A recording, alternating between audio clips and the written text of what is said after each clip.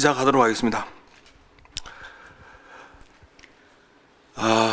강간상해 임신을 우려해서 배를 걷어차고 샤워기 줄로 목을 감고 쇳파이프로 폭행을 행하고 전형적인 그루밍 성범죄, 즉 지도자와 코치, 성인과 미성년자에 대한 이러한 폭력 사태가 있었습니다.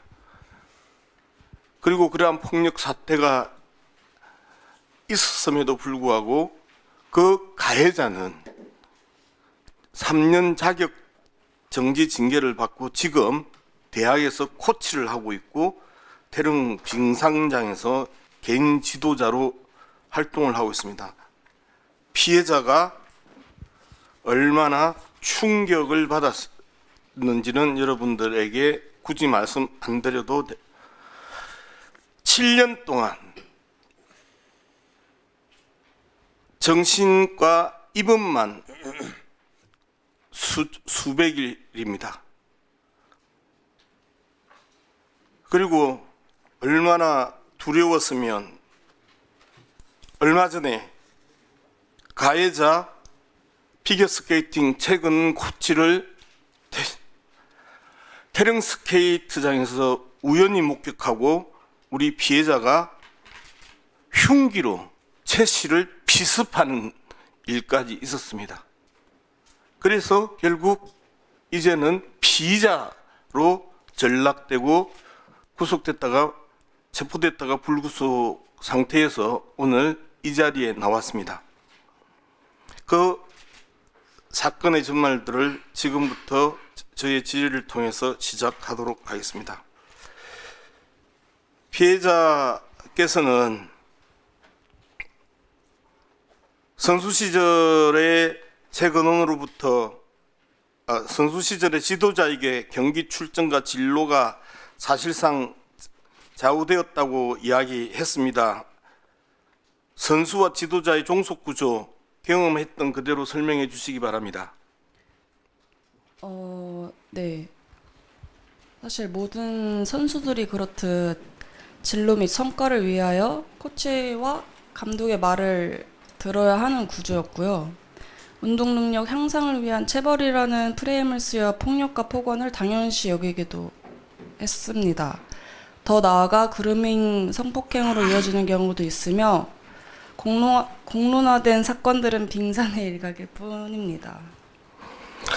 예, 지도자한테 눈 밖에 나면 진학, 출전, 평가 이 부분 상당히 어렵죠. 그리고 경기 기회가 박탈되죠. 그리고 어떠한 행위에 대해서도 사실상 거절이 거의 불가능한 분위기죠. 네. 예, 당시 피해를 입었음에도 불구하고 신고하거나 문제 제기를 하지 못했던 이유, 그때의 상황을 말씀해 주시기 바랍니다. 좀 티를 내거나 말을 하게 되면 폭행이 더 심해지기도 하였고 성폭행 보복 압박감과 저는 나 혼자 참으면 된다는 생각과 부모님께 걱정을 끼치고 싶지 않았으며 팀 내 주변 사람들에게 피해가 가지 않게 하려는 마음이 가장 컸고요. 좀 그런 부분들을 이용해서 더욱이 권력을 사용하여 아무렇지 않게 그 가해자처럼 범죄를 저지르는 지도자는 영구제명으로 발을 다시는 들여서는 안 된다고 체육협회에서도 이에 대한 경각심을 가지고 엄중히 다스려야 된다고 생각을 합니다. 신고를 하면 선수 생활이 끝난다고 실제로 느꼈습니까? 그것도 있었는데 이제 저는 개인적으로 좀 저만 참으면 된다 하고 좀 죽을 생각을 많이 했었어가지고. 자살 시도도 몇 차례 하셨죠? 네. 내부 분위기가 낙인, 보복 우려 이런 일상에 있어서의 위협들이 끊임없이 오면서 이러한 폭행과 폭행에 더한 상해까지 있었는데요. 자기 보호를 위해서라도 말할 수 없다라는 압박이 컸다라는 건 무슨 뜻입니까? 좀 어느 정도 좀 조직이다 보니까 암묵적으로 좀 일어나는 일들에 대해서 누군가 선뜻 말을 꺼내기가 좀 어렵기도 했고,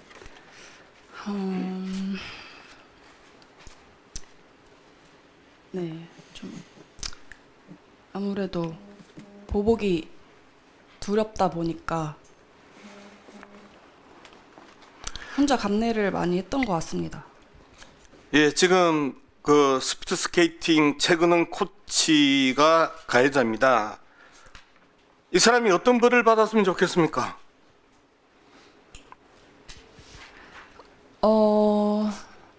사실 제 사건 이후로 영구 제명을 받았다고 들었는데 좀 거기 안에서는 좀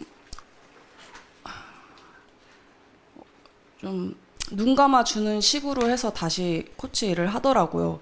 근데 그러고 나서도 좀 아이들을 폭행한다는 소문과 그런 얘기들을 듣고 마음이 좋지 않았고, 그런 사람들은 지도자 생활을 하지 않았으면 좋겠죠. 그게 맞는 것 같습니다. 이러한 폭행과 상해 이후에 어떻게 지내셨습니까?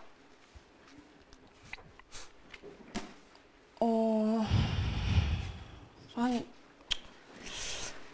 거의 10년 정도 좀 우울증이 좀 심했었고 자살 시도도 많이 하고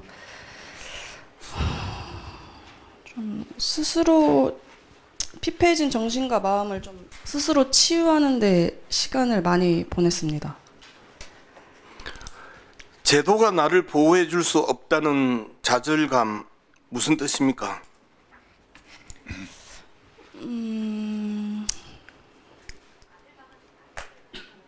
아무래도 그 아내가 사각지대기도 하고 좀 일이 뭐 신고를 하거나 그런 일들이 좀 공론화되기가 확실히 어려워서 그냥 그저 혼자 참으면 되지, 그 마음이 제일. 예, 혼자 참으면 되지, 혼자 참으면 되지 하다가 갑자기 스피드 스케이팅 최근원을 보면서 갑자기 우리 피해자가 흉기를 휘둘렀어요. 그게 일시적으로 폭발한 이유가 뭐라고 생각하십니까?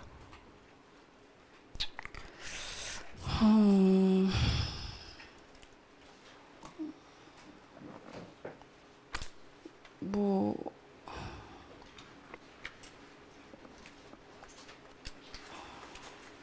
예. 어려운 상황에서 나와주셔서 정언해 주셔서 고맙습니다. 체육회장님, 예. 제가 오전에 왜 성폭력 예방에 대한 부분을 이야기를 했는지 그 부분에 대해서 충분히 네. 저는 체육회 회장이 하나 받아들여야 된다고 생각합니다.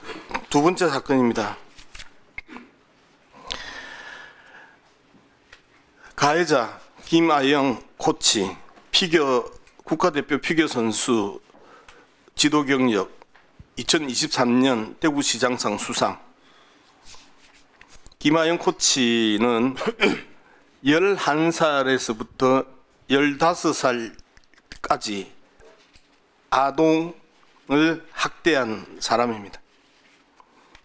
자신이 가르치는 선수가 전식 치료기 네블라이저를 사용을 못하게 하고 정신력으로 이겨내라. 화장실에 데려가서 목을 조르고 입에 피겨 스케이팅 가이나를 집어넣고 입을 자르겠다.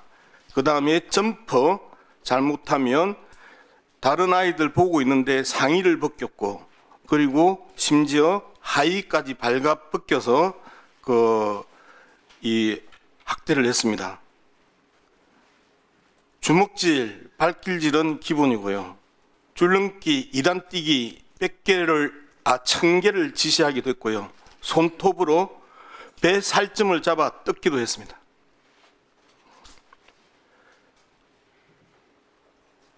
피겨 스케이트 날집으로 300대 이상을 하루에 때리기도 했습니다. 화장실 문도 닫지 못하게 하고 10초 안에 용변을 보라고 했습니다. 그냥 죽어라. 네가 죽으면 너희 엄마한테 천식으로 죽었다고 말하면 돼. 엄마한테 말하면 혓바닥 자른다, 죽일 거다. 선생님이 사랑해서 그런 줄 알지. 이건 우리끼리 비밀이다. 이야기하면 어떻게 되는 줄 알지. 부모님께 말하면 손가락 발가락 가위로 하나씩 잘라버린다. 피겨 그만두거나 도망치면 지구 끝까지 따라가서 죽인다. 여기에 대해서 김하영은 피해자 어머니와의 녹취록에서 이렇게 대답을 합니다. 어머니가 그럽니다. 그러면 때린 거는 맞나요? 김하영, 때린 거 맞아요. 발로 차고 그런 거 맞나요? 네. 라고 이야기합니다.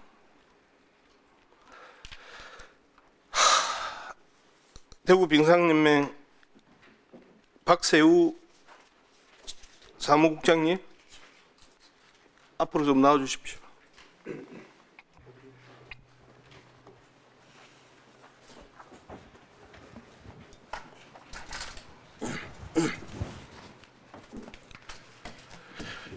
이 피해자는 11살부터 15살까지 이런 학대를 받았습니다. 그죠? 네. 어떻게 징계했나요? 저희 연맹에서도 이 사건을 언론을 통해서 4월 달에 인지를 하였습니다. 그래서 저희들이 이제 의원실에서도 이제 자료 요청이 있어서 들여다보다가 저희들이 대구 빙상경기연맹에다가 문의를 했습니다. 근데 이제 답변이 지금 당사자 둘이 소송 중이고 그 소송이 끝나는 걸 지켜보고 대구시 연맹에서 징계를 공정위를 열 것이라고, 그러고 나서 저희들한테 보고를 하겠다고 연락을 받았습니다. 우선 징계권이라고 아시죠? 우선 징계권. 네. 왜 우선 징계권 행사를 하지 않았나요? 그거는 저희 대구에서 일어난 일이기 때문에 대구 연맹에서 먼저 우선적으로 처리를 대구 연맹이 이 문제를 가지고 이면 합의를 시도했죠? 그 부분은 제가 잘 모르겠습니다. 대구 연맹 회장이 네. 김하영 코치와 네. 함께 합의해라라고 종용했죠? 예, 권유하는 과정에서 거의 같이 했다고 자리를 했다고 들었습니다. 국장님의 딸이 이런 대우를 받아서 합의하라고 하면 그게 권유예요? 저는 그렇게 전달을 받았습니다. 종용이에요? 이게 사실이라면 그렇게 종용해서는 안 되겠죠. 사실이라면요? 네. 김하영이 이 부분에 대해서 다 맞다고 이야기한 녹취록 방금 제가 읽어드렸죠.